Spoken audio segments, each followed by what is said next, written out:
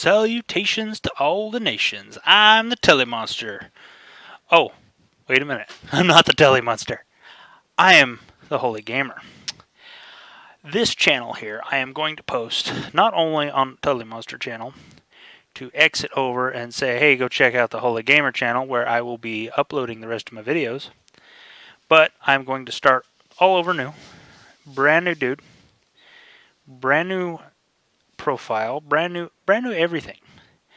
I actually created this profile quite a while back, and whenever I got back into YouTube here after 3-year hiatus, I just kind of picked up on the Telemonster thing because I had already had a few subscribers, but it never quite felt right.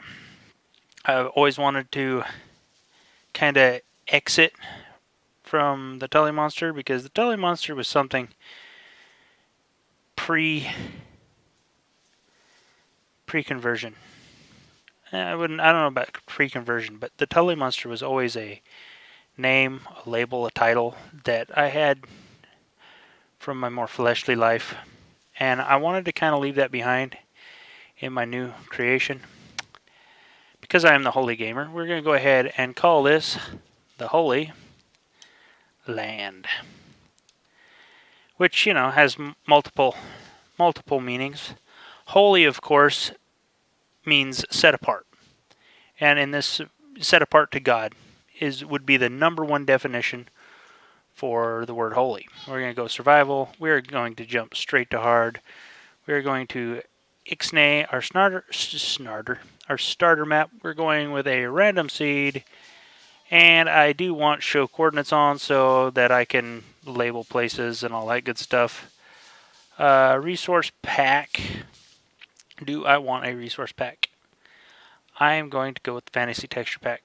Why? Because I think it looks really cool for medievalish type builds, things like that. Just the block textures for things and stuff, and the cool gold trim around it. It's just, I don't know, I like it. That and the tools and the weapons look really epic. So let's go ahead and just get this thing created. And the reason why I'm starting this up right now is because my brain's on fire and I just kind of want to talk about it. I was watching this video on my way home from work, or listening to it, whatever you want to call it, in the car, and it was labeled. I mean, I just got done watching a conversion of a Mormon to Christianity, and I'm like, wow, that's epic. So I posted on Facebook, and then the next thing in there is how I lost my faith, or losing my faith, or something like that. So I'm like, you know what? One thing I subscribe to pretty regularly. Oh, snap. Uh-oh, I'm gonna die. Alrighty. That right there, I'm just gonna take as a sign. The block that we have in our hand, that one, is going to be our block. And I'm not really digging the jungle biomes, so we're going to go ahead and move on out of here. Let's see here. I dropped on this block right here, so we need to do something. I'm going to take this dirt block, because I like to save my starting block, and I'm going to place this dirt block right there, and I'm going to place this sand block right there, because I like to save my starting block. It's kind of a thing that I do from the Telemonster series. I like to mark my starting block with a cross, as in the place of salvation, the place where you get to start over fresh, all that good stuff. We're not going to worry too much, other than the fact that we're going to make this happen, and that's all we're going to worry about. Because if we die, hey, we can just take off and start running. I just won't work on gathering anything until I reach a kind of a place of safety where I can start to build a place to survive. So we'll just work on getting our cross built and our little enchanting table. A long time ago, I made a joke That the reason why I put the crafting table underneath the cross is because the joke would go, only Jesus is a good enough carpenter to build. Let's go ahead and face the cross out this way. Let's see here. We need 2 of those. We're going to need 6 of these guys for our deal. Alright, we're just going to go ahead to our quick crafting menu, craft 2 of them, make 1 of them, place it down, do a crouch click, 1, 2, 3, 4, and place 1 of those guys right about there, and place the other guy right about there, and we have a cross right there.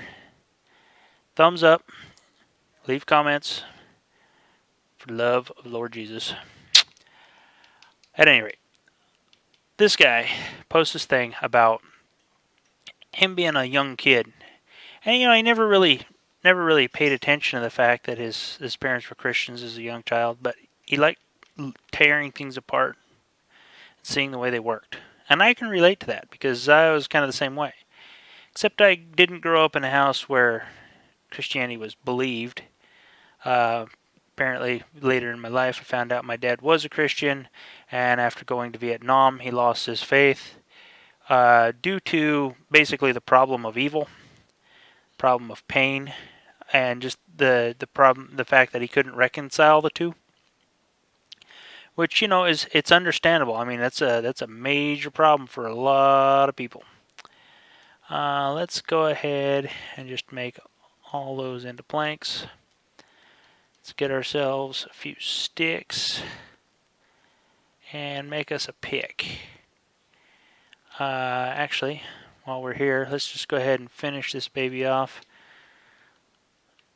Because I like to just put a few steps around my deal here. Oops, wrong. A little tougher whenever you don't got a floor to place it on. We'll have to mine that up real quick and get that in the right spot. Pop this baby off and place her back down properly. Ah, no. We got it. Come on, get me out of here. Alright, fine. Bam. Not bam. Dagnabbit. Anyhow, losing track, losing focus is as hard or harder than every YouTuber ever says. As far as the whole, and we have we have waterlogged blocks. Oh boy, I cannot win with this one, can I? I have to knock these babies out real quick, pop in some dirt, get rid of the source blocks, because when you place, you gotta be kidding me. Boy, like I said, I cannot win with this one. Anyhow, while I try to figure this out, basically this guy he started asking questions as a kid, and I just placed the thing in the water again. What is wrong with me? Let's place 1 of those, and we'll place 1 of these, and we'll have to mine them back out again. I really need to make an axe for this. Epic fails all around, and I just placed the block again. Trying to think and play Minecraft at the same time. I hope you guys are patient because I probably have a lot to do. Alright, once again, likes for Jesus. We are going to get out of here. I am going to go ahead and make the ever-dreaded wooden sword because I think I see a sheep right over here. And I want his fluffy goodness. Hopefully I can find 2 of his buddies. And we'll turn his fluffy goodness into a bed, and then we'll be ready to rock and roll. And come here, meat. Alright, let's see if we can find our way out of this jungle. Ooh, sugarcane. Or not sugarcane, bamboo. We're going to plant that later. Actually, that's the first time I've really found any bamboo. I have found bamboo in a chest one time, but it wasn't on any sort of series or anything like that. And why am I not running? There we go. That's better. Let's see if we can't escape the stinking jungle, man. Guess I could have climbed the top of an epic tree and figured out where we were at. Of course, like always, I'm about to run into a wall. That's okay, because I need some cobblestone, and hopefully maybe we can find some couple pieces of coal in this cobblestone along here, but we cannot. Did I just see a melon? Yes, I did. We're getting all the good stuff out of this trip. Now I'm going to be a little bit more nervous about dying, so because I already got good stuff that I like having.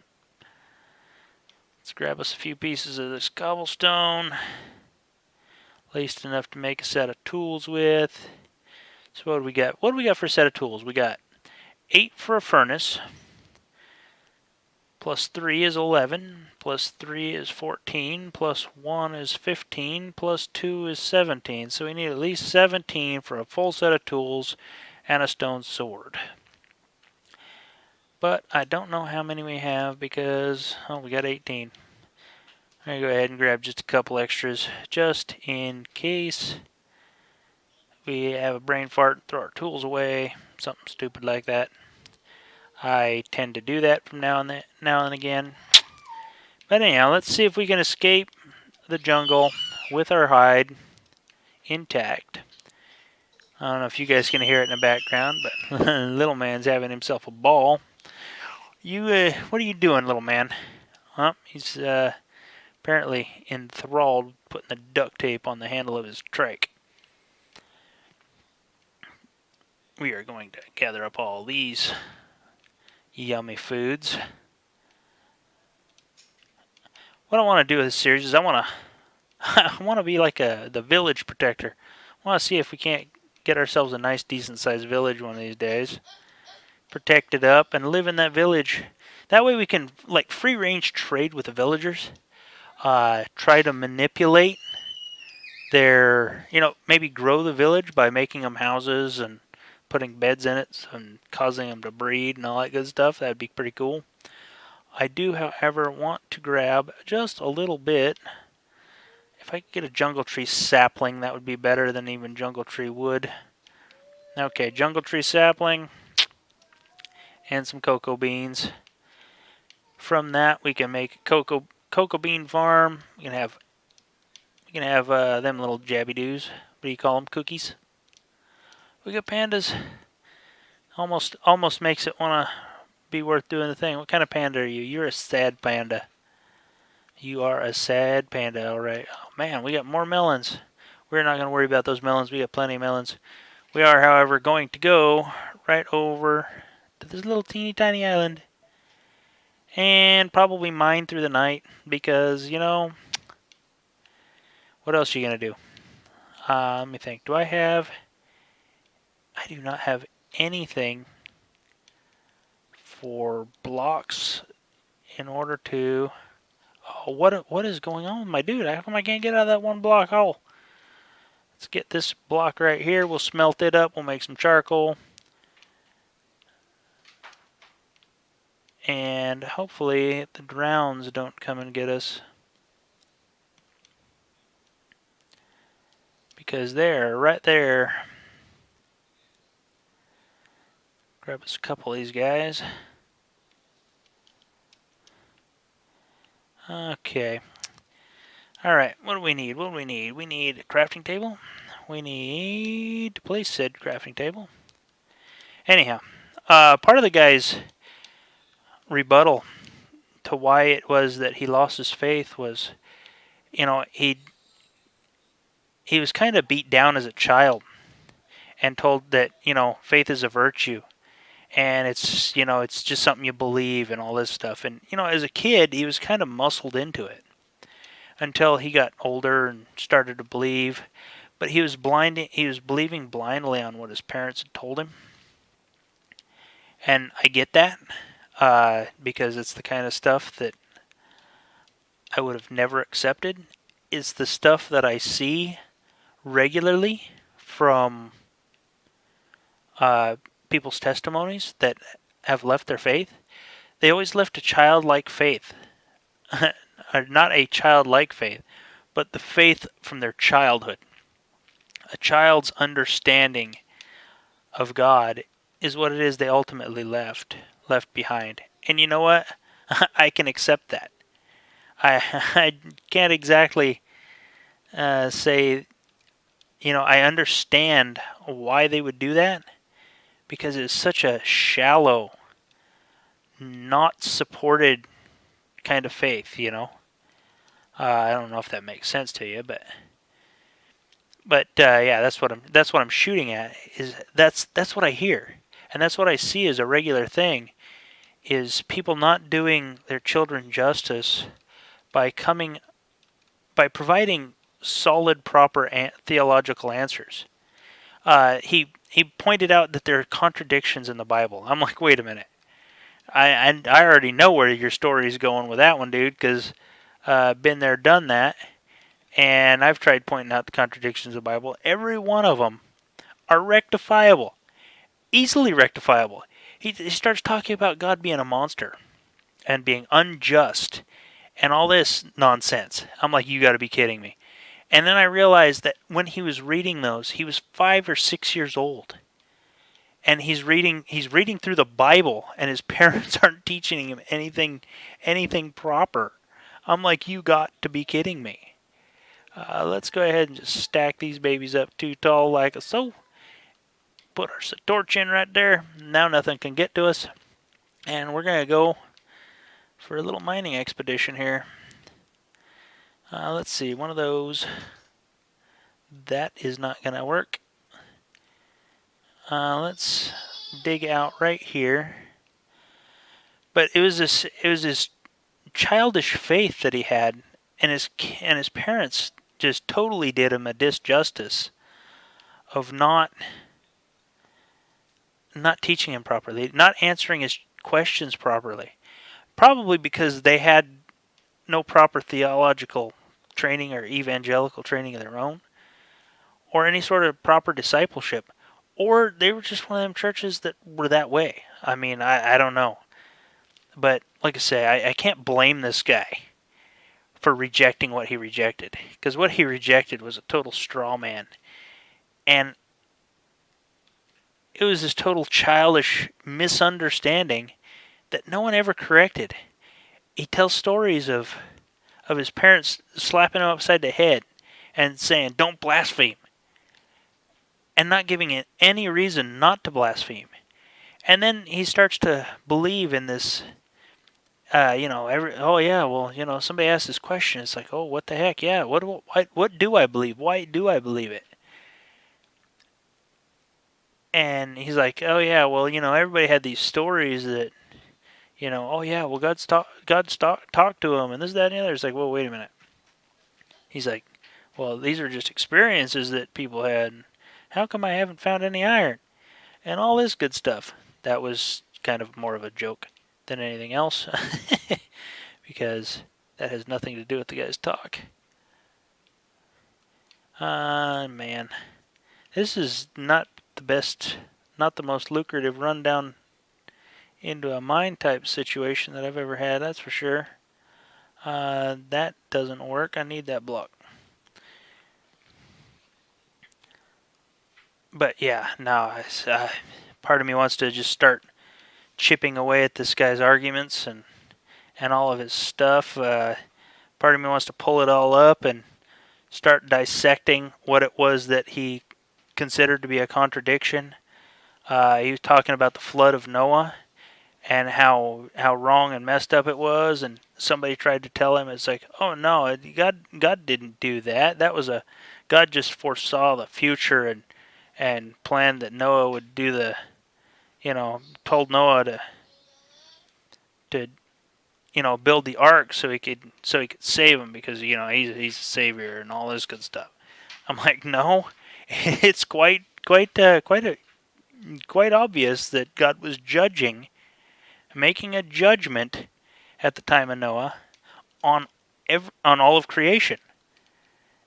But I mean, the first question I would ask him as a child is, I got a question for you. Why does God say that he's going to bring the flood on the earth? That is one thing the guy doesn't bring up. it is a judgment. It's a righteous judgment that only God knows the answer to. That God can properly know the answer to. I can't say only knows the answer because, I mean, it's fairly obvious why. But, oh man, just kind of venting a little bit at the video, just because I'm like, oh man, I want to sit there and like go into the video and just start hammering away at the guy's arguments. But I'm sitting there thinking, as I start to think about each one of those arguments that happened to him over the years, it's like, wow, I would be hours and hours trying to answer them all. You know, I don't need to answer them all because technically they're all answered already. I've seen the answers to every one of those questions. I've had them answered to me because I posed them all to someone. And when you got somebody that's actually mature in their faith and has a clue as to what they actually believe and why they believe it, and not as a child, but as a full-grown adult. Let's see, I need a couple more sticks. Let's get a couple pickaxes. It's ridiculous how good of answers that can be made. How good argumentation there really is in the world. But I tell you what, nobody was giving it to that kid. And like I said, it's no wonder he lost his faith. Because it was just appalling, the answers that he got. And the putting down that he got. He pointed out what he claimed to be a contradiction. That Corinthians says we're not supposed to have a spirit of fear. But in the Old Testament, God demands that people fear him. It says, well, it doesn't really demand that people fear him. It says that it's right to fear God. Now, the thing is, the fear of God is a reverence for who he is and what he is capable of doing. He also comes up with the fact that he's afraid of hell. He's like, and then he starts going into this black and white picture that people's works are what send them to hell.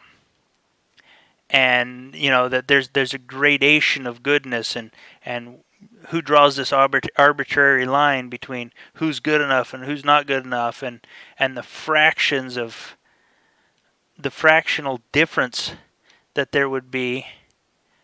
Oh, looks like we got ourselves a cave right here. I've narrowly avoided that. The fractional difference that there would be in the differences between people that would make it into heaven and that wouldn't. And I'm like, wait a minute. Dude, you're way off there. Because there is no one good enough to make it into heaven. Where did you get that friggin' ridiculous idea?